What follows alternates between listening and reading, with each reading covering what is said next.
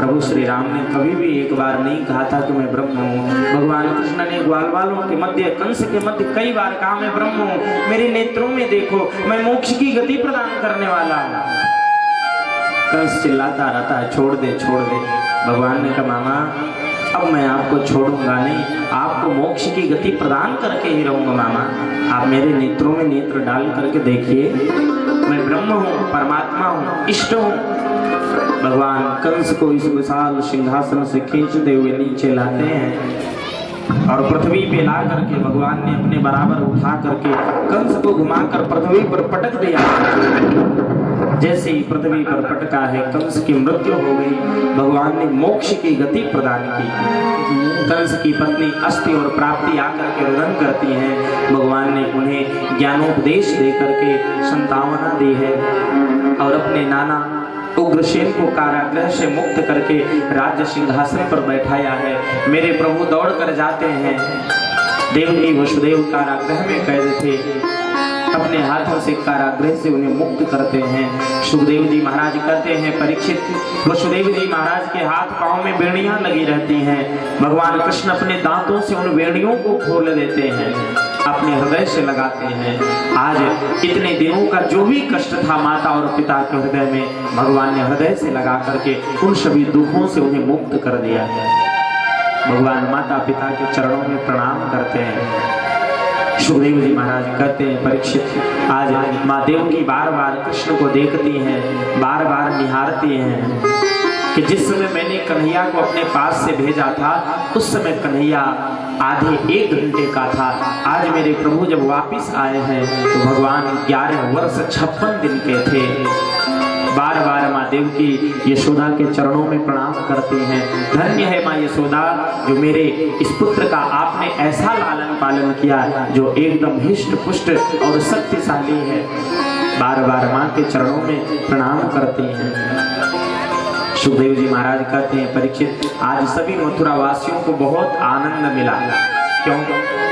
जब से कंस मथुरा के गद्दे पर बैठा था किसी भी मथुरावासी को हंसने नहीं दिया था, सबके मुख की हंसी को छीन लिया था। आज जैसे कंस की मृत्यु हुई तो मथुरावासियों को मन में बड़ी प्रसन्नता हुई, बड़े प्रसन्न हुए। सुखदेव जी महाराज कहते हैं परीक्षित, सभी ग्वाल वाल कृष्ण को देखते हैं। 4-5 दिनों तक ग्वाल वाल नंद बाबा से निवास करते हैं मथुरा में। आज नंद बाबा ने कृष्ण से कहा, कृष्ण अब आप हमारे साथ चलिए वृंदावन। कन्हैया ने कहा बाबा आप ग्वाल वालों को लेकर जाइए, मैं कुछ समय के बाद वापस आऊंगा। नंद बाबा रोने लगे। नंद बाबा ने कहा कन्हैया तूने क्या कहा था कि मैं जल्दी ही आ जाऊंगा, तू कैसे कह रहा कि मैं नहीं जाऊंगा? कन्हैया बोले बाबा आप जाइए, मुझे कुछ समय और यहाँ पर रुकने दीजिए, मैं पुनः वापस आप सभी लोगों से मिलने के लिए आऊंगा। सुखदेव जी महाराज कहते हैं परीक्षित, आज नंद बाबा ग्वाल वालों को लेकर रोते हुए मथुरा से वृंदावन चले जाते हैं। बार बार कृष्ण को मुड़ करके देखते हैं। रोते हुए नंद बाबा वृंदावन पहुंचे हैं। सुखदेव जी महाराज कहते हैं परीक्षित, आज मैया ने कृष्ण के केसों को उतरवाया है, मुंडन संस्कार करवाया, सुंदर वस्त्राभूषण धारण कराया है। वस्त्राभूषण धारण कराने के बाद मस्तक पर दिव्य मुकुट लगाया। सुखदेव जी महाराज कहते हैं परीक्षित, जब तक कृष्ण ग्वाल वालों के साथ थे गोकुल में वृंदावन में, भगवान कृष्ण ने कभी अपने गले में हीरे का हार नहीं पहना था। क्यों?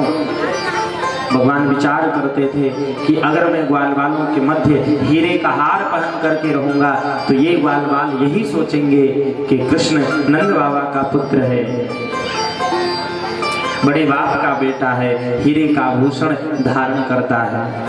भगवान उन ग्वाल वालों के मन में कहीं ऐसे भाव ना आवे, इसलिए भगवान हमेशा सदैव सीधे उन ग्वाल वालों की ही तरह रहते थे। सुखदेव जी महाराज कहते हैं परीक्षित, यज्ञोपवीत संस्कार हुआ है कृष्ण बलराम का। यज्ञोपवीत संस्कार होने के बाद कृष्ण और बलराम उज्जैन जाते हैं सांदीपन मुनि के आश्रम में अवंतिकापुरी में विद्या अध्ययन करने के लिए। भगवान कृष्ण गुरुदेव के आश्रम में रह करके, सांदीपन मुनि के आश्रम में रह करके गुरुदेव की सेवा करके विद्या प्राप्त करते हैं, विद्या ग्रहण करते हैं। क्यों? जो ब्रह्म है जगदीश्वर है। मैंने एक दिन और निवेदन किया था, जो ब्रह्म है परमात्मा है, वो गुरुदेव की सेवा करके विद्या अध्ययन करते हैं। हमें भी अपने बच्चों को यही संस्कार देना चाहिए कि बच्चे जब भी विद्यालय में जाएं तो गुरुदेव के प्रति आस्था रखें, और आस्था के साथ जब अध्ययन करेंगे तो ही उन्हें ज्ञान प्राप्त होगा। भगवान ने आदर किया है, स्वागत किया है, गुरुदेव की सेवा की है, गुरुदेव की आज्ञाओं का पालन किया है। हमें यही सीख लेनी चाहिए भगवान के इन समस्त लीलाओं से। आज भगवान थोड़े ही समय में संपूर्ण विद्याओं को प्राप्त करने के बाद गुरुदेव से निवेदन करते हैं, गुरुदेव आप जो भी हमसे लेना हो दक्षिणा स्वरूप आप हमसे मांग लें। सांदीपन मुनि ने कहा, कृष्ण हमें दक्षिणा स्वरूप यही चाहिए, जो भी विद्या हमने आपको दिया है उन विद्याओं को आप अन्य लोगों को दे देना, यही मेरे लिए दक्षिणा है। गुरु माँ के पास जाते हैं। गुरु माँ ने कहा, कृष्ण जब से तुम आए हो तब से हमारे पुत्र की हमें याद नहीं आ रही थी। मेरा एक ही पुत्र था जो समुद्र में डूब गया, वापस नहीं आया। आज आप जा रहे हो तो मुझे मेरे उस पुत्र की याद आएगी। अगर देना चाहते हो तो मेरे उसी पुत्र को तुम ला के मुझे दे दो। भगवान कृष्ण समुद्र में जाते हैं, गुरुपुत्र को ढूंढते हैं, नहीं मिला। पंचजन्य नाम का दैत्य मिला, भगवान ने उसका उद्धार किया, और उसका उद्धार करने के बाद भगवान कृष्ण यमलोक जाते हैं। यमलोक से गुरुपुत्र को वापस लेकर आते हैं और गुरु माँ के चरणों में अर्पण करके पुनः मथुरा की तरफ प्रस्थान करते हैं। गुरुकुल में ही सुदामा जी से मित्रता हुई है और सुदामा जी से कहा था कि मित्र आप कभी न कभी हमसे मिलने के लिए अवश्य आएं। सुखदेव जी महाराज कहते हैं, परीक्षित भगवान के श्वास श्वास में वेद है, रोम रोम में वेद है, लेकिन मेरे प्रभु गुरुदेव की सेवा करके ज्ञान प्राप्त करते हैं।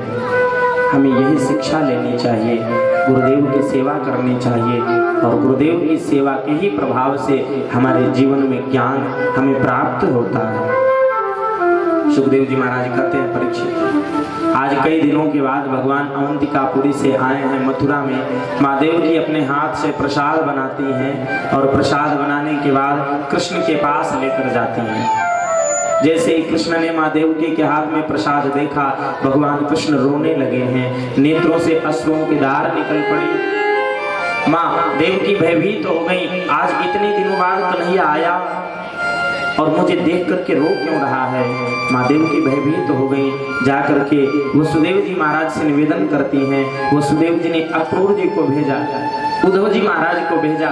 उद्धव जी ने आकर के कृष्ण से पूछा, कृष्ण आप क्यों रो रहे हैं? आपको इस मथुरा में क्या कष्ट है जो आप इतने रोते हैं? आज उद्धव जी महाराज से भगवान कृष्ण ने कहा, उद्धव आज मुझे उन ब्रजवासियों की याद आ रही है। माँ देवकी मुझे प्रसाद लेकर के आई थी खिलाने के लिए, ऐसे ही माँ यशोदा भी हमें प्रसाद खिलाने के लिए लेकर आती थी। आज मुझे उन ब्रजवासियों की याद आ रही है।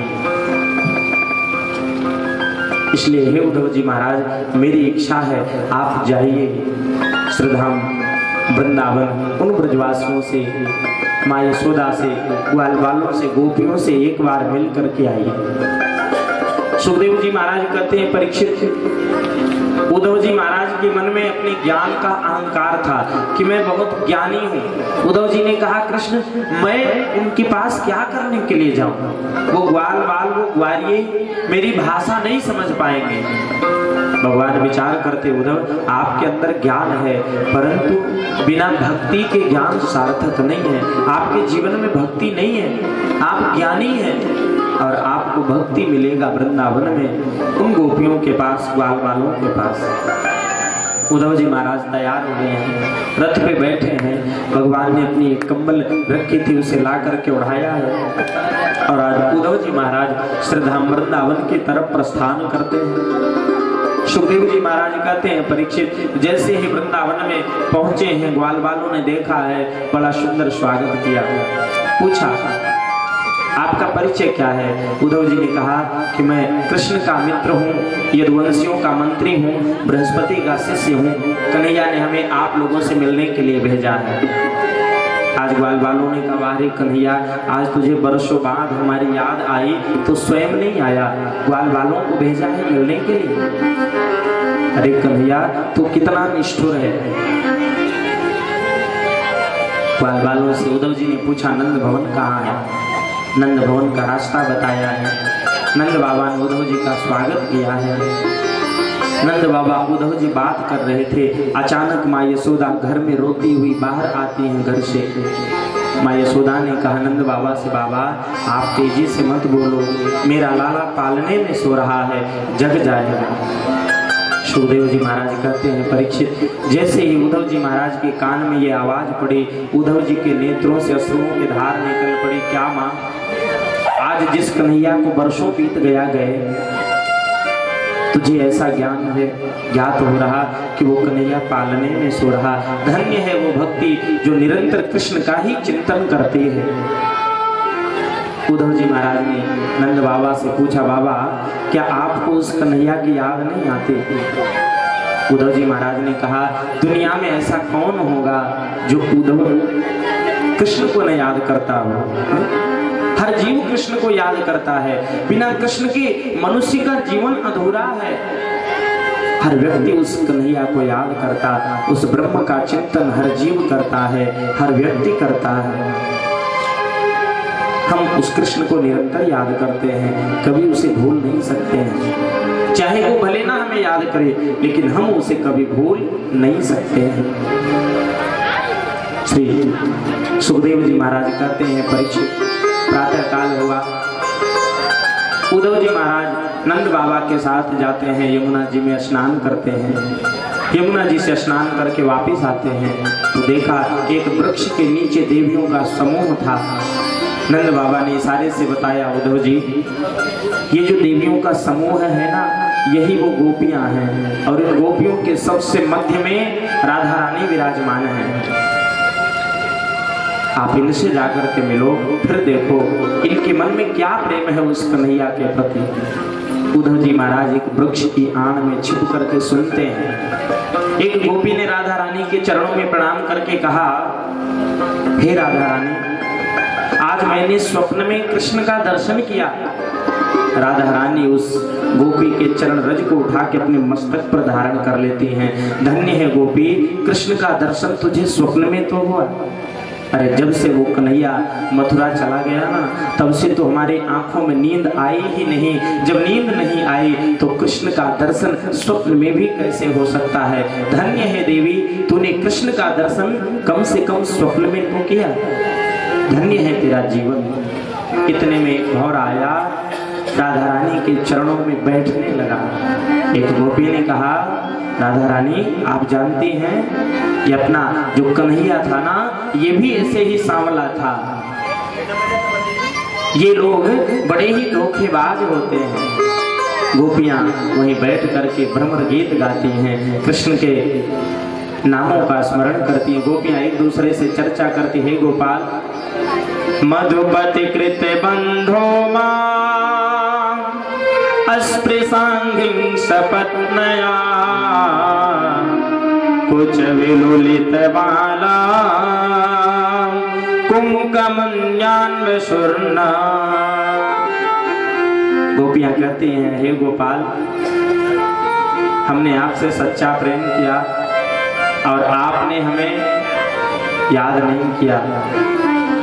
गोपाल, आप भले न हमसे मिलने के लिए आओ, अगर आप ये सोचते होंगे कि हम गोपियां आपसे मिलने के लिए जाएंगे तो कभी नहीं जाएंगे। गोपाल, जिस दिन आपको इच्छा होगी आप आना, हम आपसे अवश्य मिलेंगे। उद्धव जी महाराज दौड़ करके जाते हैं, राधा रानी के चरणों में, उन गोपियों के चरणों में प्रणाम करते हैं। आज उद्धव जी महाराज ने ब्रजरज को उठा करके अपने मस्तक पर धारण कर लिया और भगवान से निवेदन किया, हे प्रभु, अगर मनुष्य बनाना तो ब्रज में बनाना, और मनुष्य न बना पाना प्रभु तो हमें ब्रजरज बना देना। कि इन महान गोपियों के चरण हमारे ऊपर पड़ जाएंगे तो भी हमारा जीवन महान हो जाएगा। जो गोपियां निरंतर केवल कृष्ण को ही याद करते हैं। सुखदेव जी महाराज कहते हैं परीक्षित, उद्धव जी महाराज ने कहा गोपियों आप चिंता मत करो, कृष्ण आपसे मिलने के लिए अवश्य आएंगे। गोपियों ने पूछा आपका परिचय क्या है? उद्धव जी ने कहा कि मैं कृष्ण का मित्र हूँ, मुझे कृष्ण ने भेजा है आप लोगों से मिलने के लिए। गोपियों ने स्वागत किया और गोपियों ने कहा उद्धव जी महाराज आप जाकर के उस कन्हैया से ये जरूर कहना कि ये गोपियां उससे मिलने नहीं जाएंगी, उसकी जब इच्छा होगी वो आकर के हमसे मिलेगा, भले हमारे प्राण निकल जाएंगे लेकिन हम उससे मिलने के लिए मथुरा नहीं जाएंगे। उसने वादा किया था मैं जल्दी ही आऊंगा मिलने के लिए। आज कई वर्ष बीत गए वो आया नहीं। भक्तों ने बड़ी सुंदर रचना लिखी है। गोपियां क्या कहती हैं गोपाल से, हे गोपाल कन्हैया कन्हैया पुकारा करेंगे, कन्हैया कन्हैया पुकारा करेंगे, कन्हैया कन्हैया पुकारा करेंगे। लताओं में ब्रज की गुजारा करेंगे, लताओं में ब्रज की गुजारा करेंगे।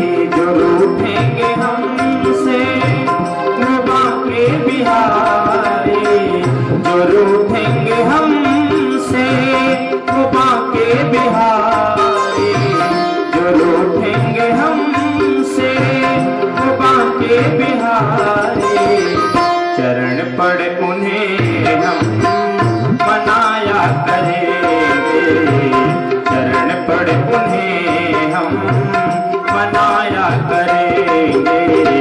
कन्हैया कन्हैया पुकारा करेंगे।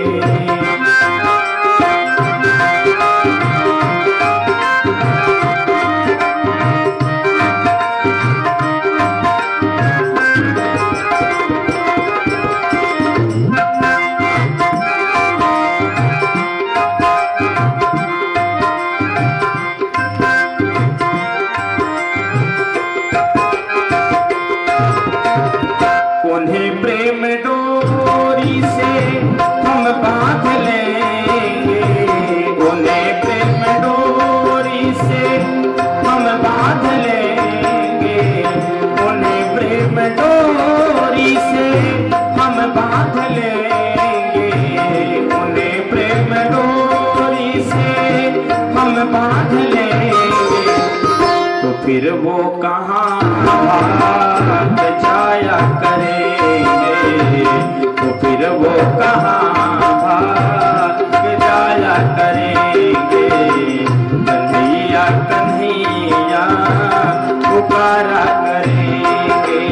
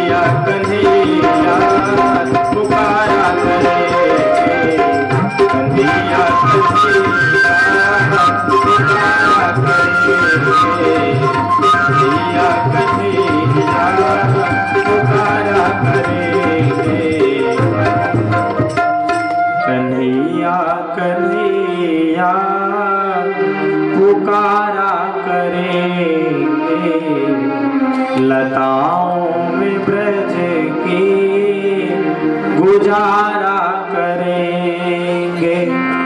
बोलिए भक्तवत्सल भगवान की। उद्धव जी महाराज ने गोपियों से निवेदन किया, आप चिंता मत करो, जल्द ही आपसे कृष्ण मिलने के लिए वापस आएंगे। आज 6 महीने तक श्री उद्धव जी महाराज ने निवास किया है वृंदावन में, भक्ति प्राप्त हुई है। भक्ति के रंग में रंग जाने के बाद श्री उद्धव जी महाराज मथुरा आए हैं, कृष्ण से मिले हैं। कृष्ण से जाकर के उद्धव जी ने कहा, गोपाल आप तो बहुत ही बड़े धोखेबाज निकले। क्यों? आपने उन ग्वाल वालों से कहा था कि मैं जल्द ही आपसे मिलने के लिए आऊंगा, क्या आप उनसे मिलने के लिए गए? भगवान कृष्ण ने कहा, उद्धव जी महाराज अपने नेत्र को बंद करिए। जैसे ही उद्धव जी महाराज ने नेत्र बंद किया तो देखा माँ यशोदा के पास कृष्ण है, ग्वाल वालों के पास कृष्ण है, गोपियों के पास कृष्ण है, पूरे ब्रजमंडल में सबके पास कृष्ण ही कृष्ण दिखाई दे रहे हैं। भगवान कृष्ण ने कहा, उद्धव जी महाराज जो ब्रजवासी मुझे निरंतर याद करते हैं, क्या मैं उन ब्रजवासियों से कभी दूर हो सकता हूँ? हे उद्धव जी महाराज, जो भी भक्त मुझे निरंतर याद करता है मैं सदैव उसके सन्निकट रहता हूँ, उससे कभी दूर नहीं जाता हूँ। आज उद्धव जी महाराज बड़े प्रसन्न हुए। उद्धव जी को भक्ति का वरदान मिला। भगवान कुब्जा के घर जाकर के कुब्जा के ऊपर कृपा किए हैं। इधर श्री सुखदेव जी महाराज दसम स्कंद के उत्तरार्ध में वर्णन करते हैं। कंस की 2 पत्नियां हैं, अस्ति और प्राप्ति। अस्ति प्राप्तिश्च कंसस्य महिष्यो भर्तर्षभ, मृते भर्तरि दुःखार्ते इर्यतुस्मा पितुल गृहान। कंस की पत्नियां हैं अस्थि और प्राप्ति। कंस कौन है? अभिमान। और अभिमान की दो पत्नियां होती हैं, अस्थि और प्राप्ति। अस्थि माने है और प्राप्ति माने और पाने की इच्छा करना। भगवान ने सब कुछ दिया है और फिर भी मन में संतोष नहीं। हम कितना संग्रह कर लें, प्राप्ति की इच्छा निरंतर बनी रहती है। यही है कंस की दो पत्नियां। कंस की मृत्यु हो जाने के बाद कंस की पत्नी अस्थि और प्राप्ति जरासंध के पास गई हैं। जाकर के बताया है कि मेरे पति को कृष्ण ने मारा है। जरासंध ने मथुरा में आक्रमण किया है, एक बार नहीं, दो बार नहीं, 17 बार आक्रमण किया है और भगवान ने 17 बार जरासंध को पराजित किया। कालयवन नाम का दैत्य था, भगवान ने मुचकुंद के माध्यम से उसे भी मोक्ष दिलाया। और आज जब जरासंध 18वीं बार युद्ध करने के लिए आया तो ब्राह्मणों को अनुष्ठान में बैठाया और कहा, अगर इस बार मैंने कृष्ण के ऊपर विजय नहीं प्राप्त किया तो आप सभी ब्राह्मणों को मैं दंड दूंगा। महाराज उन ब्राह्मणों ने कृष्ण को याद किया, गोपाल अगर इस बार पराजित हुआ जरासंध तो हमारे प्राण संकट में पड़ जाएंगे। भगवान ने बलराम से कहा, बलराम भैया हम इस बार जरासंध से युद्ध नहीं करेंगे, रण छोड़ के भाग चलेंगे। क्यों? बलराम ने कहा, कन्हैया तू जान रहा है, होश में तो है, अरे 17 बार हमने उसे पराजित किया है, अगर हम रण छोड़ के भाग जाएंगे तो लोग नाम रख देंगे रण छोड़। कन्हैया ने कहा कोई बड़ी बात नहीं, लोग माखन चोर कहते ही हैं, एक नाम और पड़ जाएगा, क्या करना है। लेकिन इस बार युद्ध नहीं करेंगे। क्यों? क्योंकि ब्राह्मणों का प्राण संकट में है, उन ब्राह्मणों के प्राणों की रक्षा करनी है। हम कहाँ चलेंगे? भगवान ने रात्रि के इस समय में विश्वकर्मा जी को आदेश दिया और विश्वकर्मा जी ने समुद्र के मध्य में एक सुंदर पुरी का निर्माण किया जिसका नाम है द्वारिकापुरी। भगवान ने सोते हुए यदुवंशियों को द्वारिकापुरी में भेज दिया और जैसे ही जरासंध युद्ध करने के लिए आया सो भगवान कृष्ण और बलराम एक विशाल टीले पर चढ़ गए। विशाल टीले पर पहुंचे, जरासंध ने चारों तरफ से घेर करके आग लगवा दिया। जरासंध ने विचार किया कि कृष्ण और बलराम उसी अग्नि में भस्म हो गए। उधर कृष्ण बलराम अंतर ध्यान में और पहुंच गए द्वारिका में। बोलिए द्वारिका नाथ भगवान के जय जय श्री राधे। सुंदर द्वारिकापुरी है। कृष्ण बलराम ग्वाल बाल यदुवंशी जो भी भक्त थे सबको भगवान ने द्वारिकापुरी में बुला लिया। सोते हुए यदुवंशियों को भी बुला लिया। रैवत नाम के राजा हैं जिनकी पुत्री का नाम है रेवती और रेवती का विवाह बलराम जी के साथ में संपन्न हुआ। विवाह का समय आया कन्हैया के। सुखदेव जी महाराज वर्णन करते हैं, परीक्षित एक भीष्मक नाम के राजा हैं जिनके पास 5 पुत्र हैं और एक पुत्री है। बड़े पुत्र का नाम है रुक्मी और पुत्री का नाम है रुक्मणी। राजा से भीष्मको नाम पितर्भाधिपतिर्महान् तस्य 5 भवन पुत्र एकैचा नवरानना। भीष्मक जी महाराज की इच्छा थी कि मैं अपनी पुत्री रुक्मिणी का विवाह द्वारिकाधीश कृष्ण के साथ में करूंगा। क्यों? भीष्मक जी महाराज ने बड़ी तपस्या की, साधना की तो कमल के पुष्प के ऊपर समुद्र के मध्य उस कन्या को प्राप्त किया जिसका नाम रुक्मिणी। संतों ने कहा कि ये साक्षात लक्ष्मी स्वरूपा है और लक्ष्मी सदैव नारायण के ही पास में रहती हैं। भीष्मक जी महाराज ने विचार किया कि हमारे साक्षात नारायण द्वारिकाधीश कृष्ण है और रुक्मिणी का विवाह कृष्ण के ही साथ में होना चाहिए। रुक्मी को इस बात का पता चला तो रुक्मी ने कहा, पिताजी आपकी इच्छा से मेरी बहन का विवाह नहीं होगा। कभी कभी पुत्र पिता की बातों को नहीं मानता है। भीष्मक जी ने समझाया कि देख बेटा, बचपन में ही संतों ने बता दिया है कि ये नारायण के ही साथ में इसका विवाह होगा और कृष्ण साक्षात नारायण है, इसलिए तू मना मत कर। रुक्मिणी का नहीं, उस डरपोक के साथ में मैं अपनी बहन का विवाह नहीं करूंगा जो अपनी मथुरा को छोड़ करके और समुद्र के मध्य में आकर के रह रहा है। जो अपने घर की सुरक्षा नहीं कर सका वो क्या कर सकता है। मेरी बहन का विवाह शिशुपाल के साथ में होगा। शिशुपाल बहुत शक्तिशाली है। और पिताजी परसों के दिन विवाह का मैं आयोजन रख रहा हूं स्वयंवर का, और आप रुक्मिणी से कह देना कि रुक्मिणी वरमाला शिशुपाल के ही गले में पहनाएगी। बड़े बड़े राजकुमार आएंगे लेकिन वरमाला वो शिशुपाल के ही गले में पहनाए। इस बात का पता रुक्मिणी जी को चला, मन बड़ा दुखी हुआ। रुक्मिणी जी ने विचार किया मैं क्या करूं। मन में आया भाव कि एक पत्र लिख करके द्वारिकाधीश कृष्ण के पास में भेज दो। फोन का तो समय था नहीं कि फोन कर दें, पत्र का ही माध्यम था। और आज देखो आप, ये जो फोन की व्यवस्था है ना, ये बड़ी ही खतरनाक है। आज जितने भी क्राइम हो रहे हैं सबसे ज्यादा कारण फोन है। पत्र का समय था तो इतनी ज्यादा घटनाएं नहीं होती थी। रुक्मिणी जी ने पत्र लिखा था और 7 श्लोकों में पत्र लिखा द्वारिकाधीश कृष्ण के पास और ब्राह्मण के द्वारा भेजा है। ब्राह्मण देवता पत्र लेकर के पहुंचे हैं, भगवान की सभा लगी हुई है। पंडित जी ने कहा कि प्रभु आपके लिए पत्र आया स्पेशल, इसे केवल आपको ही सुनना है। भगवान ने कहा कोई बात नहीं, इसी सभा में आप बताइए पत्र में लिखा क्या है। मेरे यहाँ कोई गुप्त बातें नहीं होती हैं, बताइए क्या लिखा है। ब्राह्मण देवता ने पत्र को खोला और पढ़ा।